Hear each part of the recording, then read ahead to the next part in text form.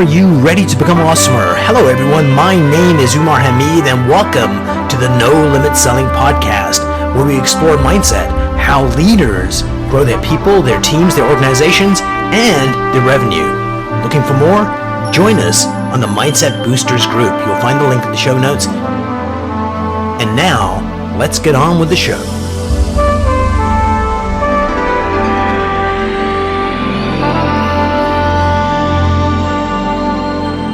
Hello, everyone. Today, I have the privilege of having David Wood here. He is the founder of Focus CEO. The tagline is blowing my mind. Double your business by focusing on less. It doesn't even make any sense, but it makes perfect sense. David, welcome to the program. Tell us about the tagline. Thank you, Umar. Yeah, well, the business name is Focus.CEO. I was very excited when I went searching for domains with focus in it. They were going for like $15,000 and $5,000, focus.vip, focus.ltd, and there's focus.ceo sitting there going for $19 a year. Yeah. I'm like, are you kidding me? That's exactly it's a perfect what I name. want. Yeah. And I've been an entrepreneur for 25 years, and I realized that so many of my clients who are also entrepreneurs and myself suffer from shiny object syndrome.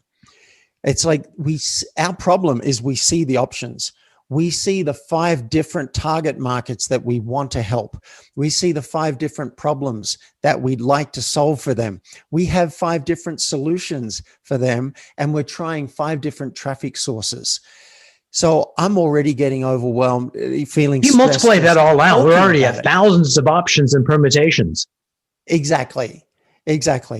And the truth is, one target market, narrowly defined, is enough. In fact, even better than 5. One problem to get known for in the marketplace is better than to try to get known for 5.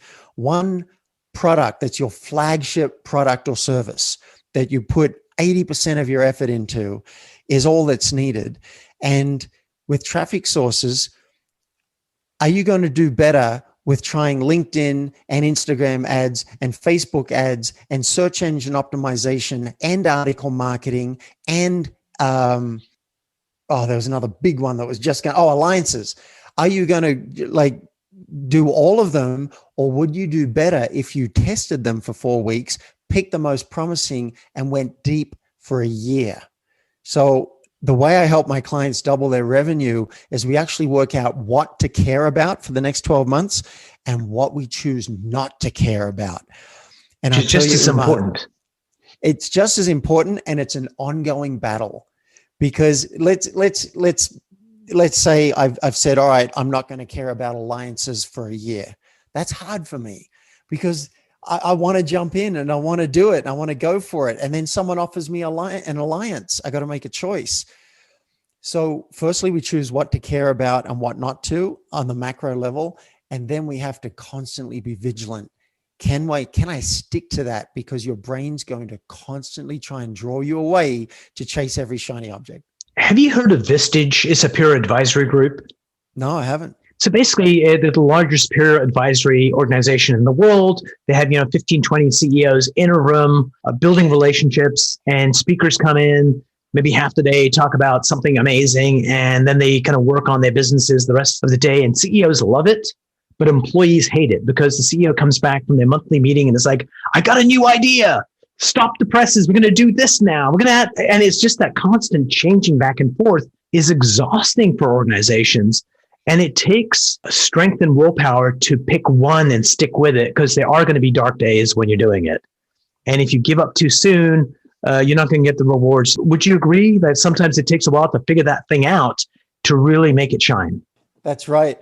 Jack Canfield once made a joke. He said, we need a hotline called Creatorholics Anonymous, where you call up with an idea and someone talks you out of it. He's absolutely right. I had one of my favorite clients, Bradley Long, runs an online Shoptimize. It's called shoptimize.net, and he helps people with a Shopify platform.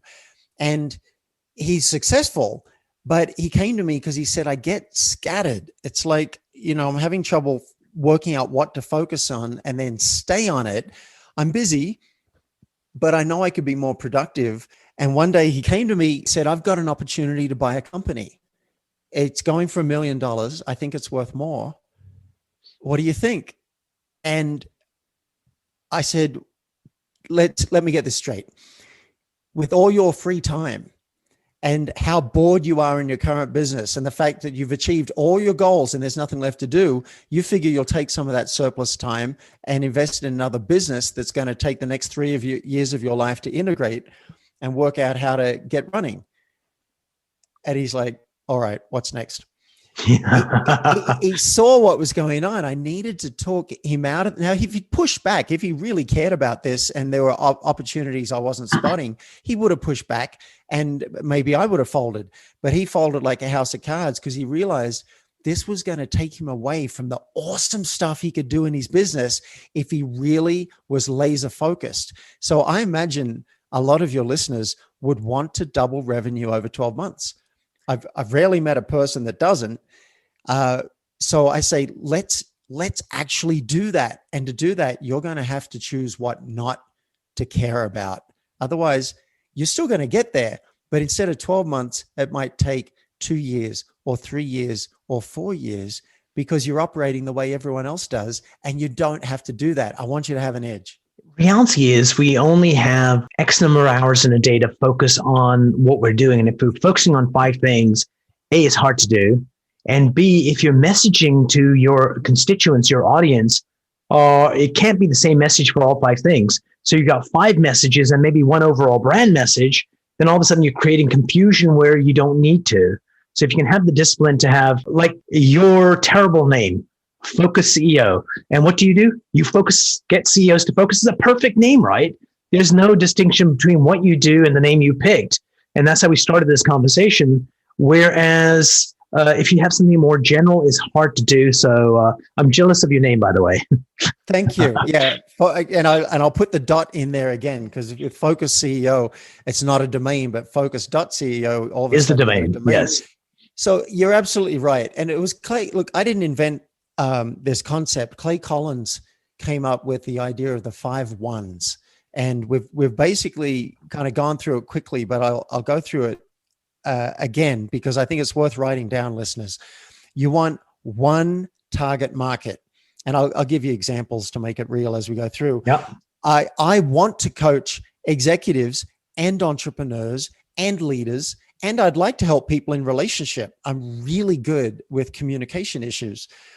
But that I'm not going to be successful trying to handle all of those markets. So I've chosen entrepreneurs earning over 200,000 a year. Boom.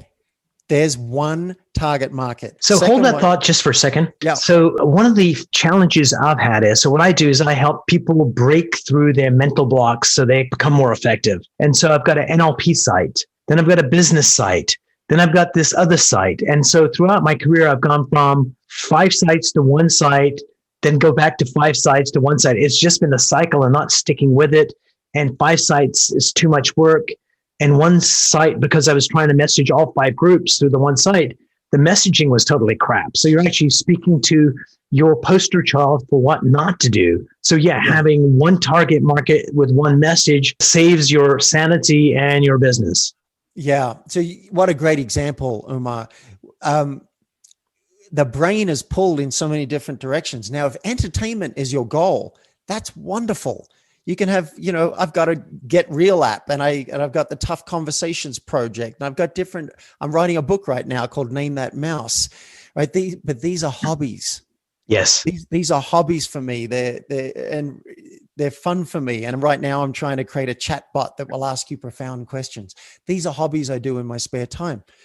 If your goal is to double revenue and then you also want to double your time off, it's going to make sense for you to take those 5 sites and pick one to really put, say, 80% of your attention on for 1 year. And we'll get to that. So that first one is your target market. Yes. The second one, pick one problem. Now, when I looked at the problems for my target market, they feel scattered. They feel overwhelmed. They feel unproductive. They know they could be getting there much faster. and they're a sale by ideas and options and strategies. But you see, that's too many. I need to pick one for my messaging. So the main one is feeling scattered and overwhelmed. David, you don't understand. You don't understand the people that they need to have this. And it's actually the same thing for, we talk ourselves into, I'm sure when you're dealing with CEOs, they come up with the rationalizations of why you're not getting it and why they have to be tackling these things. So, A, do you get that? That would be my hypothesis. And how do you get people to really realize that you're scattering yourself? This is just an illusion you're creating to justify what you want to do. So can you give us an example of someone you can change their name to protect the innocent and say, okay, this is what they were thinking, and this is how I convince them to really focus on the one? Yeah, well, I'll give you an example from today. I spoke to someone, and I do want to get the 5 ones out because we're going to. Yeah, absolutely. This is how listeners will get to realize. I want you to realize how scattered or focused you are, because awareness is the first step, right? So the first one is your target market. Mm-hmm. The second one is your problem plus promise combination. Mm-hmm. Here's the problem that you've got, and here's the promise. And I want you guys to have caveman messaging, which means a caveman could grunt your message. And an example, again, for my business is own business, make more money, more time off. Already I diluted it, right? So this is where my coach would slap me around and say, more money faster. There's the caveman messaging. And then here's an example from today. The third one is traffic source. Do you have 5? Do you have 10? Do you have 3? Or do you have 1 that you focus on? And I just coached a guy today whose product has gone viral. And so he's got an immunity product. His brand is Dose and Remedy. If you listeners, if you want to go and search on it, and he's got this new immunity product that no one else has got, and it's gone viral. People are like it's getting off the shelves, and he's got so many options, right? He's got options of alliances and options of search engine optimization and options of Facebook ads and whatever. And I'll tell you straight out, I said today, test for say 4 weeks, pick the most promising and go deep with that. And another example is from my life. I'm testing Facebook traffic right now, Facebook ads. Mm-hmm. And I tested LinkedIn traffic last month, but I can't stay there.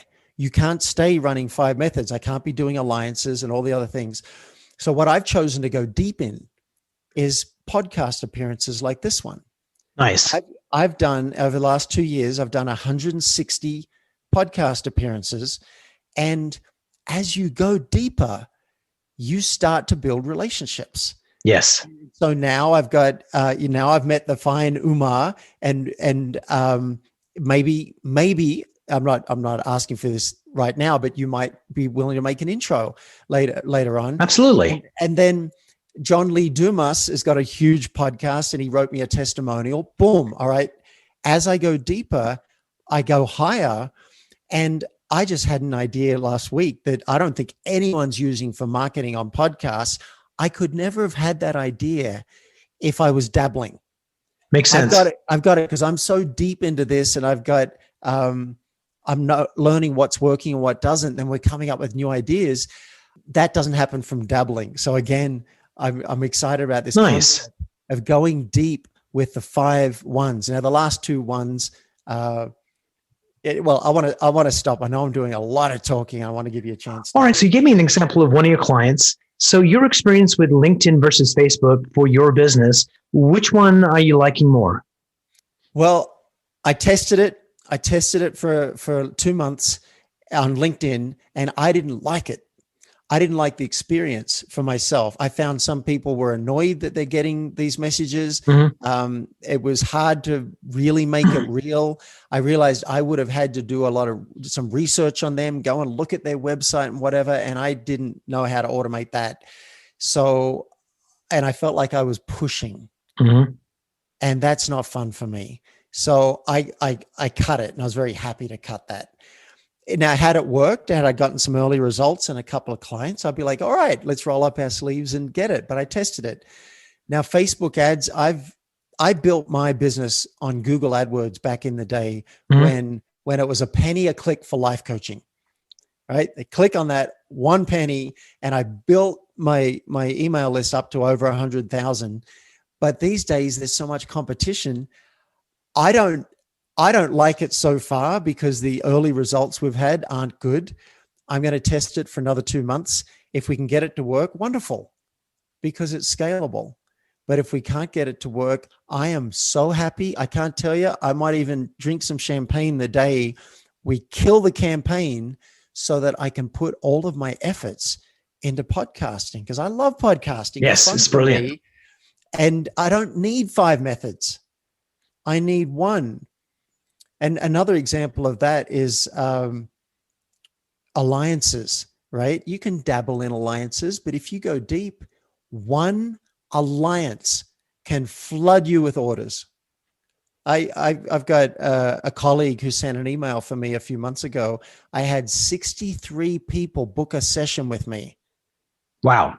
You wait and see what that does to your calendar. When 63 people book a session, one alliance, one really good one, is enough to fill you with customers.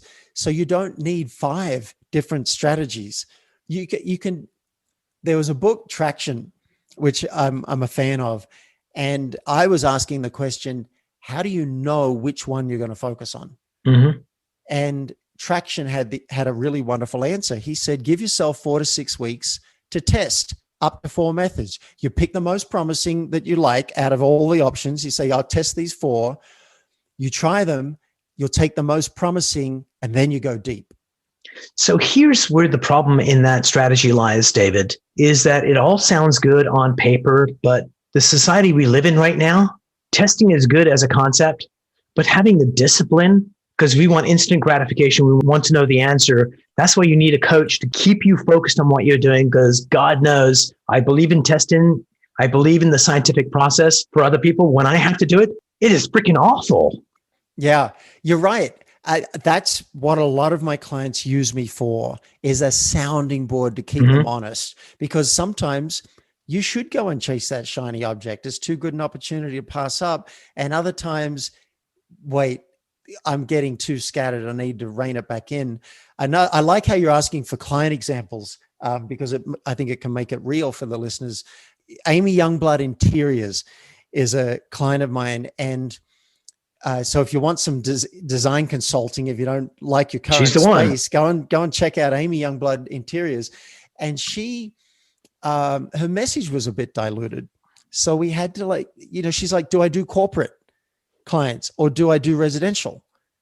We've got to make a choice here. And so we bounced it back and forth, and she decided, all right, I'm going to focus mainly on the corporate space. And then location. What are you going to do? You're going to try and do the whole country, or are you going to focus on a particular target market? And there was one day, I won't say what it was for confidentiality, but there was one day when there was a business opportunity came up that was linked to interior design, but not quite. It's like a vertical. You could say it's another vertical, and we really went at it. And I had some reservations because I'm like, you're going to draw attention away from your existing business to do this other thing. Right. Now, hey, maybe it takes off and this becomes more important than the first business, but do you really want to do that? Do you have surplus resources right now? At the time she did. She had extra time and the business was going well. And so she said, I really want to do this. I understand, I'm an entrepreneur, but I think it's good to have someone to give you the pushback so you can work out, is this make a better decision? Absolutely. Yeah. This is my favorite Steve Jobs story, because everyone has a Steve Jobs story where he's the hero of the story. And so I started going deep on Steve Jobs, his biographies, and it was somebody that worked at or ran the ad agency they used. And he had this new product that had 5 killer features, and Steve wanted all 5 features in the ads. And so the guy that was basically trying to get him to focus on one couldn't get through. So he crumpled up a piece of paper and he goes, Steve, catch. And of course, Steve is like, go, catches it, tosses it back. Then he gets 5 pieces of crumpled paper and he goes, Steve, catch. And as 5 come towards him, he can't catch any of them. The guy says, that's why we need to focus on one. And Steve goes, okay, I get it. Wow. I got goosebumps. Yeah, because that's your message, right? And that'd be a great story. Usually on your keynote. That's really, really, really good. I love that. It's so true. Look, if you ever tried to meditate? Are you a meditator? I am on occasion. Okay. All right. But when you try and meditate. So anyone who's tried to meditate, you sit down and you say, all right, I'm going to blank my mind. I'm going to count my breaths. How many breaths are you going to get to before your mind is off on something else? For me, it might be 4, right? For other people, they might get to 50. Yes. This is the nature of the mind. Yes, absolutely. It's wonderful. Now, this happens both on a macro level and a micro level. So, listeners, I want to talk to you about focusing on macro and micro because they're 2 different things. At the macro level, you pick your 12-month goals for 2021 and you say, this is what I care about. Now, if you've got 20 goals, right, you might want to reconsider. This is where already your mind is trying to take you off focus for the macro level. Then we come back to 8 weeks, and I recommend people have 8-week targets. And then even if you ignore them, have 8-week targets so you know what a win would be at 8 weeks. And then every 7 days, I highly encourage people to have a CEO date with yourself. Once a week, pause this podcast right now, put in your calendar a 20-minute CEO date with yourself. And what you'll do is you'll look back on the last week and you will celebrate because I guarantee you did 10 times more than you can remember. And I want you to really celebrate how awesome you are and how much you've done. And then you look at your 8-week targets during your CEO date and you say, what am I going to choose to care about for the next 7 days? So you need the date because you got to do that every week. So pause there just for a second. Languaging is really, really important. What am I going to choose to care about? So caring is different than doing. Caring has a much more holistic approach to what's happening. So you could say, what are your to-do items you're going to do is a different thought process than caring about. What am I going to choose is very much letting me know that it is a choice and I'm willingly going down that path. It's not I must have, should do, I am choosing to. And I think that's a beautiful, beautiful phrase to use because you open up different aspects of people's thinking when you use that languaging versus figure out what you want to accomplish in this time has a different mental internal makeup than what you said. Yeah. It's if we choose to care about everything, and that's the default position of my mind. I want to care about everything. If I choose to do that, I'm going to feel overloaded and stressed, and it's no fun at all. So there has to be a gatekeeper. And if we run our own business, the gatekeeper's us. So during this date with ourselves, this is where the discipline comes in. All right, I choose to care about this. This is what I can fit this week. And I actively choose to delay this and not care about it. And this is the discipline. Then let's come back right to the micro. Before we go there, I'm going to pause you there just for a minute. Yeah. Because when you care about everything, realistically, you care about nothing. You're going to drop those balls of paper all over the place. Yeah. And it's like lying to other people. You could claim that that's morally unjust and a bad thing to do. And I might agree with you, but lying to yourself is the biggest sin. And we use that rationalization. I care about everything. So I'm going to focus on this. I can do it. You don't know how amazing I am at multitasking, which is that self-delusion, but please go on. Because I think it's a trap we get caught up in when we go and say, I care about everything or I can multitask. It's bullshit.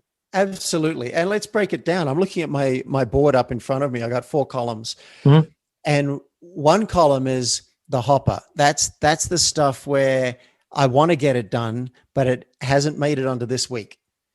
And then the second one is what I've chosen to care about for the next 7 days. This is my priority stuff.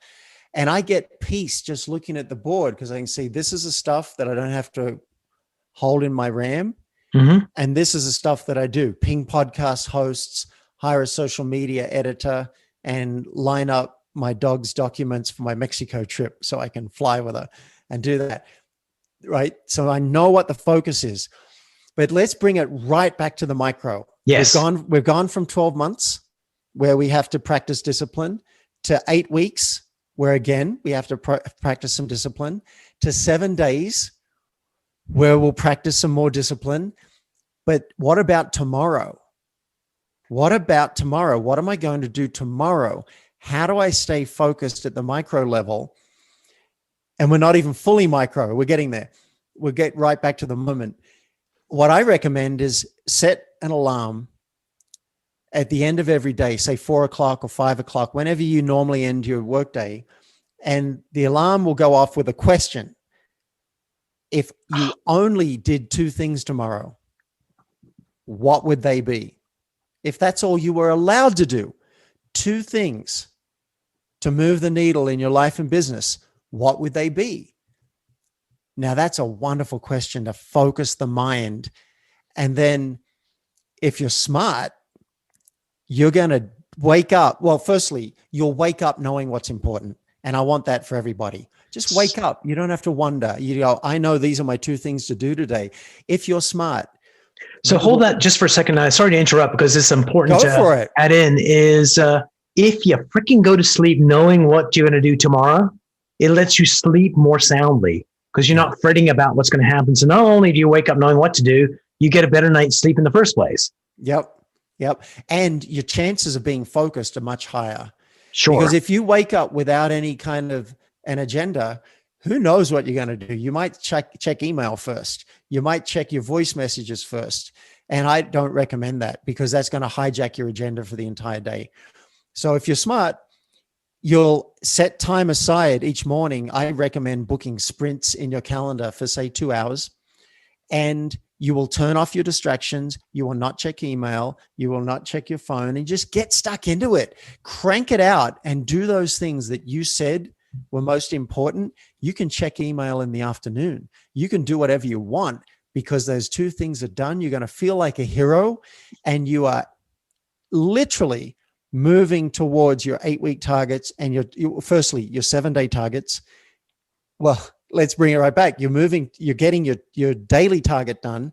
You're moving towards your 7-day targets, which is moving towards your 8-week, which is moving towards the 12 months. I know it sounds complex when you say it like that. But actually you're doing layering the goals. You're doing something more important than that, I think. What you're doing is if you've got this gargantuan 8-week project and you're only going to get the win at the end of it, there's no motivation to do that. But if you're getting like daily wins, it gives you more enthusiasm, more motivation to take on next days so that week goal gets done. So It's not only getting it done, it's changing your mindset along the journey. And if you start with I need to get this report done, it's horrible, I'm going to put it off to the last minute. You defeat yourself. Agreed. I want you to feel like a rock star. Yeah. Yesterday, what I do for accountability, because again, when we work for ourselves, we've really got to generate our own accountability. Yesterday, I did virtual co-working. And so a friend gets on Zoom with me. What are you going to do? Okay, what am I going to do? Let's go. And we're going to check in 3 hours. And it's almost like a race. I know that in 3 hours time, I'm going to show up and I'm either going to say I nailed it, or I'm going to say I got pulled off track, or I let myself get derailed. I did 3 things that weren't on the list and blah, and I feel bad about it. It's going to be one of those, and I know which one I want. So there are different little hacks you can. Yeah, and that's a brilliant hack. It's a lot like a world-class runner. You need to run 10 miles, give us your best time, and they're going to do a good job. But if they got really strong competitors out of the 500, their time is going to be freaking better. In fact, the person that comes in third is going to best their time because they had the motivation of having somebody better than them there. So having that buddy to compete with, I think, is huge. Brilliant. Yeah, exactly. I like you, Umar. We seem to be on the same page about a lot of this stuff. I like how you think. We do. And we kind of seek the same thing from slightly different vantage points. And that's the exciting part of the conversation, right? It's like, oh my God, yeah, that is cool. Or I love that. And then this is how I see it. Yeah. And I'll say again, if entertainment is your goal, don't listen to most of what I say. And I think entertainment is wonderful, but most of us are getting kicks out of feeling busy during the day, and the dopamine and the adrenaline that comes from like checking off little things that aren't important. And I'm saying, let's bring in some discipline so that you can feel like a rock star at the end of every day. Like, I nailed that. Yesterday, my coworker got pulled off track. There was a problem with the computer and whatever. She wasn't feeling really good about her stuff. Me, I'm like, I did this. I uploaded my course. I did this. And she's thinking, I hate you. Yeah, she's probably thinking that. But it really helped me to stay on track. And here's the other thing. When I do go off track, and I do a lot, because the mind will just drift. The human mind is like a monkey on crack. Oh, yeah. When I do go off, during those co-working periods, I will catch it much faster. I'll be like, David, you just got lost in email, and now you're putting in your shipping address to get this free journal from some email thing, when you have right in front of you the things that you said you were going to get done, and you're running out of time. So I will say out loud, Umar, step away from the email. Back away from that. Yes. Back away from the email and get back on it. It's a wonderful process in awareness as we start to see our own selves and bring in the discipline. So I want to go back to, focusing on something. I'm not sure if you've seen this video, but if you haven't, I'll send you the link. It is Bruce Lee playing ping pong with nunchucks. Have you seen that? Holy shit. No. So there's a guy who's probably like a world-class ping pong player with a ping pong paddle, and he's playing with Bruce Lee, and Bruce Lee has nunchucks, and he's swinging them, and he's hitting the ping pong ball back. I had seen that before, and I was at a client site doing a presentation. I showed them this video. I've never seen the end of the video. And at the end of the video, there's a guy putting a match in his teeth, and they put the striker on the end of the nunchuck, and Bruce Lee swipes the nunchuck, lighting the match without dislodging it. So that takes mastery. And then people are throwing matches at him, and he's striking them in the air so they light, and they still follow their trajectory after he's done that.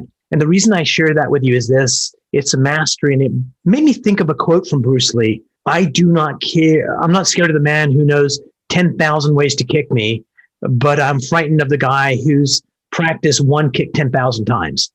Wow. Love that. Love that. That's exactly it.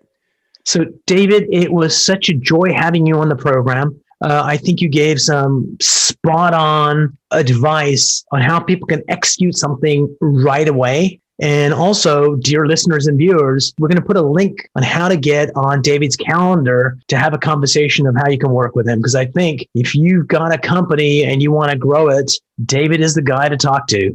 David, thanks so much for being here. What was your best part of the show today? I think my favorite part is hearing that paper analogy from you. Oh, yeah, that's Steve Jobs. And also the one about the one kick 10,000 times. And I have a gift for listeners. Can we give? Oh, brilliant. Absolutely. Yeah, because what we've talked about today, we covered a lot. I put it all into a checklist. You got a cheat sheet. I love it. Go and download the cheat sheet. And then I've also got a training on how to double revenue in 12 months and your time off. And I'll give you free access to listeners of your show. And it'll take you straight to my website. And if you do want to get on a call with me and see if coaching's a fit for you, you can do that too at the same link. And the link is myfocusgift.com. Myfocusgift.com. Take you straight to that page where you can get all these goodies. And it's my pleasure to offer those. David, thanks so much for being on the show. I really appreciate it. Thanks, Umar. And I'm glad to know you.